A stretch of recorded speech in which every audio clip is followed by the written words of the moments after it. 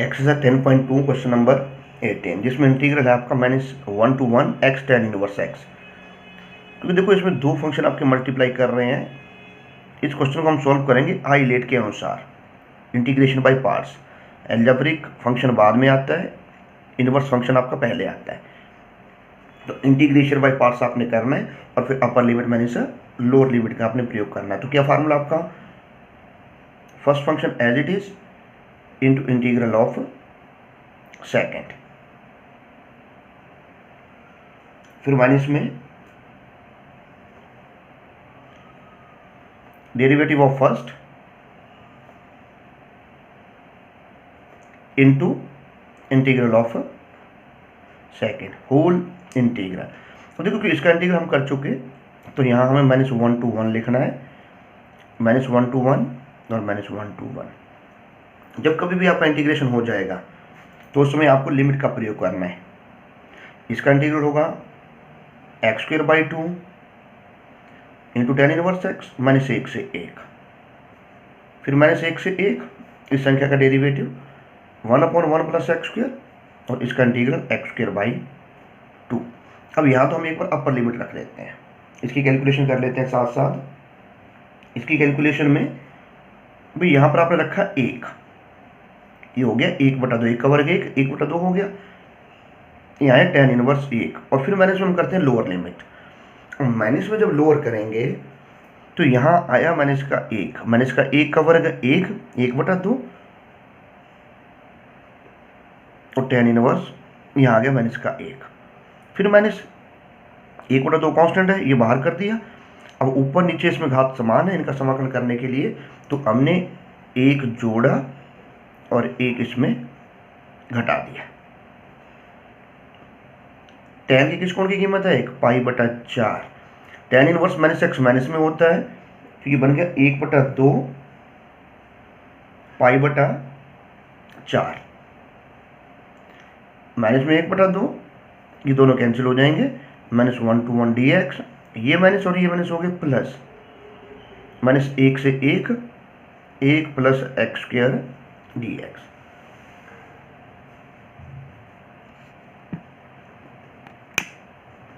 अब इन दोनों को जोड़ कर लो, 2π/8, पाई + पाई 2π, 2 × 4 8 हो गए, 2π/8, ये बन गया π/4, माइनस में 1/2, इस dx का इंटीग्रल होगा x, -1 से 1 और इसका होगा tan इनवर्स x, -1 से 1, तो ये π/4, माइनस में 1/2 अपर लिमिट और माइनस में लोअर रखेंगे, यहाँ अपर लिमिट और माइनस में लोअर लिमिट। अगर x की जगह एक बार 1, एक बार -1, ये बना π/4, 1 और 1 2, ये प्लस के हो गए, 2 से 2 कट गया, ये हो गया π/4। tan इनवर्स -x माइनस में होता है, यहाँ माइनस तो ये माइनस प्लस हो गए π/4, तो ये आंसर आया π/4। 2π/4 π/2 होगा, ये π/4 आ गया। देखो 2π/4, ये π/2 गुणा 2 × 2 4 होंगे, तो ये हो गया आपके पास π/4 + π/4।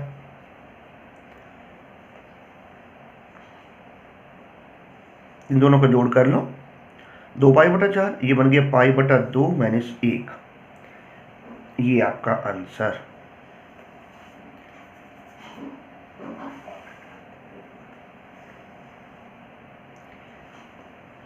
ऐसे क्वेश्चन नंबर 19 है,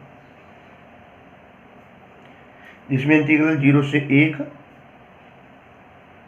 x sin inverse x upon में √1 - x² dx का समाकलन। अब इसमें वही दिख रहा है आपको fd, ये फंक्शन है, नीचे उसका डेरिवेटिव है। आपने माना sin इनवर्स x बराबर t, इसका किया अवकलन, sin इनवर्स x का अवकलन 1/√1 - x² और t का dt/dx, dx इस तरफ चला गया, ये दोनों चले जाएंगे dt में। x की वैल्यू आपकी यहाँ से बनी sin t और आपको साथ में इसके लिमिट बदलने हैं, तो लिमिट कैसे चेंज होंगी, जब x बराबर कितना, x 0 है यहाँ, तो t यहाँ रखा आपने साइन इनवर्स 0, x बराबर 1 तो t बराबर साइन इनवर्स 1। अब साइन इनवर्स 1 किस कोण के लिए होता है, ये होगा साइन 90, यानी कि इंटीग्रल आपका हो गया 0 की जगह 0, 1 की जगह पाई बटा 2, x की जगह आया साइन t, ये बना t dt। अब आपने करना है इसे इंटीग्रेट बाय पार्ट्स। पहला फलन आई जेड के अनुसार चुन लो, दूसरे का समाकलन माने पहले का अवकलन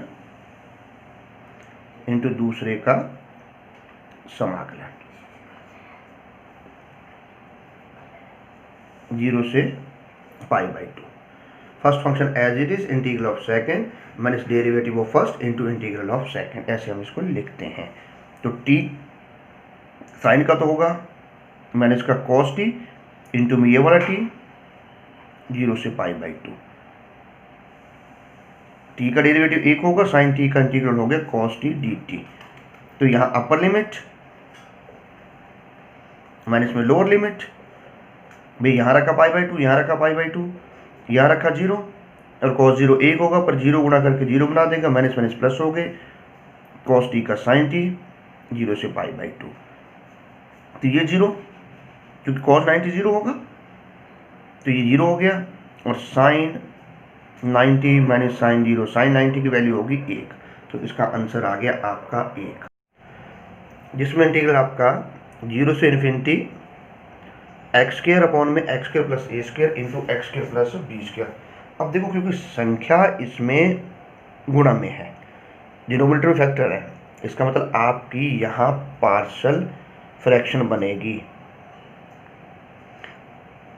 आंशिक भिन्न विधि से आप इसे सॉल्व करोगे, तो आंशिक भिन्न में आपने क्या देखा, फैक्टर देखे जाते हैं, और फैक्टर के अलावा हमें यहाँ दिख रहा है कि x की घात ऊपर सम है, इवन है, तो हम क्या करते हैं, इसे थोड़ा सा और आसान बनाने के लिए हमने लेट करा x के बराबर t, इसका डेरिवेटिव नहीं करना, आंशिक भिन्न बनाओ, इसकी जगह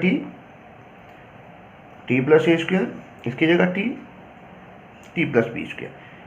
फैक्टर आपके लीनियर t की पावर 1 है, तो a बटा पहला फैक्टर और b बटा दूसरा फैक्टर। इसके बाद हमने क्या करना होता है, इसमें लघुत्तम समर्थक लेना होता है, तो हम इसका एलसीएम ले रहे हैं, इसका एलसीएम बना a into T plus B का स्क्वायर और प्लस में b into T plus A का स्क्वायर। ये इक्वेशन नंबर 1, इक्वेशन नंबर 2। अब इसमें t बराबर हमने क्या रखना होता है, माइनस ए स्क्वायर। इस फैक्टर को 0 के बराबर रखते हैं, जो भी वैल्यूज आएगी उसे हम एलसीएम वाली इक्वेशन में रखते हैं। यहाँ रखा माइनस ए स्क्वायर, यहाँ रखा मैंने ए स्क्वायर, बी 0 हो गया। इसका मतलब ए की जो वैल्यूज बनी, ए की वैल्यू आपके पास आ रही है माइनस में a square upon b square minus a square. नीचे से माइनस को कॉमन निकाल लेते हैं, ऐसे put t equal to minus B square into we get, इसे 2 में रख दो, ये 0 यहाँ 0 इम्प्लाइज b हो गया माइनस बी स्क्वायर अपॉन ए स्क्वायर माइनस बी स्क्वायर। ए और बी की वैल्यूज आ गई। अब इन वैल्यूज को आप शिफ्ट करो किसमें, इक्वेशन नंबर 1 में, और t equal to X square आपने रखना है। ये एक्स स्क्वायर रखा, X square plus B square D x. अब यहाँ ध्यान देना क्योंकि देखो 1 अपॉन ए स्क्वायर माइनस बी स्क्वायर दोनों में कांस्टेंट है, तो हम इसे बाहर कर ले। चलो पहले वैल्यू रखते हैं, लिमिट 0 से इन्फिनिटी था, ए की value a square upon A square minus B square into में 1 अपॉन में x square plus a square D x, और बी की वैल्यू 0 से infinity x square plus b square d x. अब ये 1/a² माइनस बी स्क्र तो common आ गया, दोनों में सेम है। ये ए स्क्र यहाँ रख लिया। 1/x² प्लस ए स्क्र का formula 1/a tan inverse x upon a. ये टर्म बाहर गई, इसका formula 1/a tan inverse x upon a, 0 से इन्फिनिटी। ए से ए कट गया, यह बचा a tan inverse x upon ए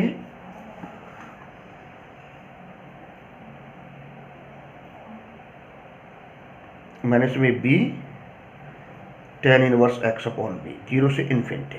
अब एक बार अपर लिमिट, एक बार आप यहाँ लोअर लिमिट का प्रयोग करते हैं। जब अपर रखोगे tan इनवर्स इन्फिनिटी आएगा, और जब आप लोअर रखोगे tan इनवर्स 0 0 होगा। tan इन्फिनिटी की वैल्यू होती है π/2 और ये भी होगा π/2। π/2 दोनों में कॉमन है, इसे बाहर निकाल लो, इनटू में a माइनस बी।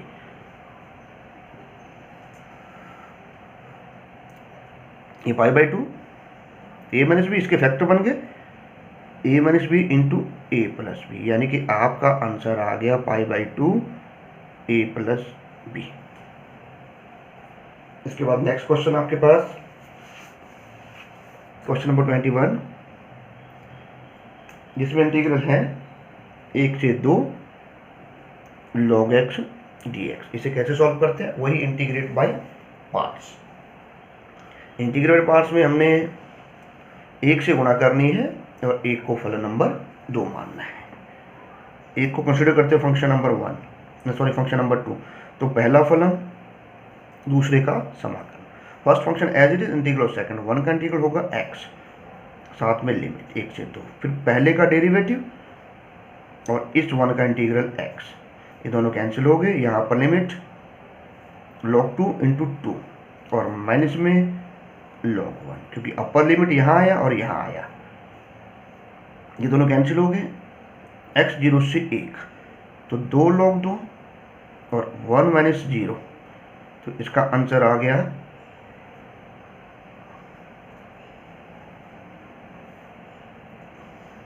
इसे आप ऐसा भी लिख सकते हैं log 4 माइनस 1, और इस 1 को log e बना के भी लिखा जा सकता है, यानी कि log 4/e भी आपका आंसर यहाँ से आ सकता है।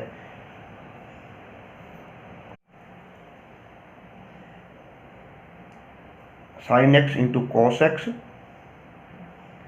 dx अपॉन में cos square x plus 3 cos x plus 2। और देखो इस क्वेश्चन को आप कैसे करोगे, ये फंक्शन है ऊपर उसका डेरिवेटिव। पहले तो हम ये करते हैं, माना हमने cos x बराबर t,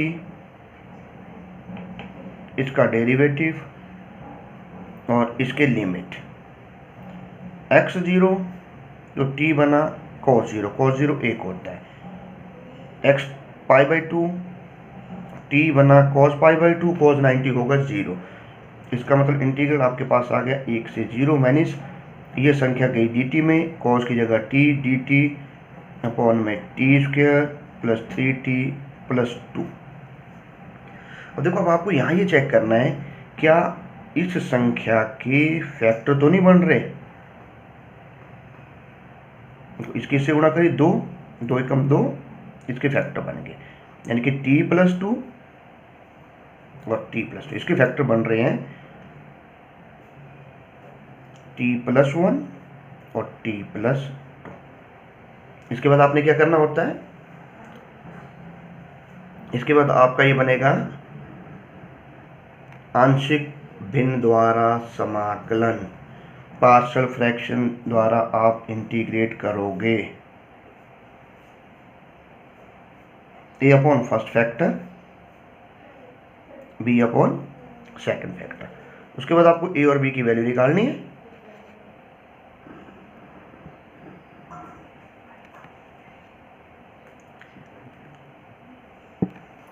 तो पहले LCM a into T plus 2 plus b into T plus 1, equation number 1, equation number 2, इसमें t इक्वल टू आपने -1 रखा, जब -1 रख रही हो ये 0, इट मीन्स ए की वैल्यू हो गई -1। उसके बाद नेक्स्ट उसमें t इक्वल टू -2 यहाँ रखा, ये 0, b की वैल्यू हो गई 2। अब ये वैल्यूज वापस आपने इक्वेशन नंबर 1 में रखनी है। उसका साइन पहले से मैंने था 1 से 0, t अपॉन में t plus 1, t plus 2 dt, a की वैल्यू थी मैंने इसका 1 से 0, dt अपॉन t प्लस 1, और b की वैल्यू 2, 1 से 0, क्योंकि बाहर साइन माइनस का है तो यहाँ माइनस का साइन आ जाएगा, और 1 अपॉन में t प्लस 2 dt। तो ये हो गया log t प्लस 1 माइनस 1 से 0, और माइनस में 2 log t प्लस 2 1 से 0। अब अपर लिमिट माइनस को बाहर रख लेते हैं भाई, ऐसे लिख लेते हैं हम इसे, t प्लस 1 प्लस में t प्लस 2 का स्क्वायर। ये क्या किया हमने भाई, हमने यहाँ ये किया, इस माइनस को बाहर निकाला, n log m का इस पे फार्मूला लग गया जो होगा log m की पावर n। अब इसके बाद आप क्या करोगे, अपर और लोअर लिमिट का प्रयोग करोगे, और भी थोड़ा सा इसे लिख सकते हैं m इंटू n। अब यहाँ पे रखा 0, 0 प्लस 1, 0 प्लस 2 का स्क्वायर, और फिर माइनस में लोअर 1 प्लस 1 और 1 प्लस 2 का स्क्वायर। ये हो गया 1 इंटू 2, 2 का स्क्वायर 4, और माइनस में 2, 3 और 1 2 3, 3 का वर्ग 9, 9 गुणा 2 18। तो ये आपका आंसर आ जाएगा। इसके आंसर क्या निकला आपका, ये संख्या बनेगी log 4/18 जो बन गया 2/9, ये आंसर। फिर वापस से चेक कर सकते हो कहीं कैलकुलेशन में मिस्टेक हो। क्वेश्चन नंबर 22 में आपके पास इंटीग्रल है 4/पाई से 2/पाई माइनस 1/x³ था। ये इस x³ को हमने तोड़ दिया 1/x² इंटू 1/x लिख के, ये क्योंकि ये आपके पास अस्पष्ट फलन है, इम्प्लिसिट फंक्शन। तो इस इम्प्लिसिट फंक्शन को हम मानते हैं t, ये आगे चला गया उसका डेरिवेटिव, इसके लिमिट x बराबर 4/पाई, तो t हमने यहाँ रखना है 4/पाई जो बन जाएगा पाई/4। x बराबर 2/पाई, तो t बना 1/2/पाई जो हो गया पाई/2। तो इंटीग्रल आपके पास हो गया, ये value t cos t dt पाई/4 से पाई/2। अब आप इसे इंटीग्रेट बाई पार्ट्स कर लो। पहला फलन, दूसरे का इंटीग्रल, कॉस है दूसरा, इसका इंटीग्रल हो गया साइन टी, इसका डेरिवेटिव 1 होगा, और कॉस टी का integral sine t d t पाई/4 से पाई/2। यहाँ अपर लिमिट माइनस में लोअर लिमिट, साइन टी का इंटीग्रल होगा माइनस में कॉस टी,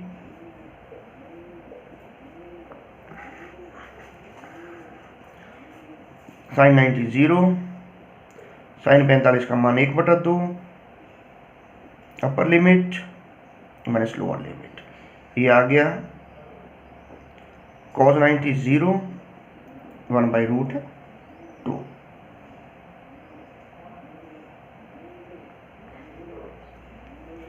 देखो एक वैल्यू हमने गलत करी, साइन 90 की वैल्यू 1 होती है, तो ये पाई/2 आपका और आएगा साथ, ये आपका आंसर।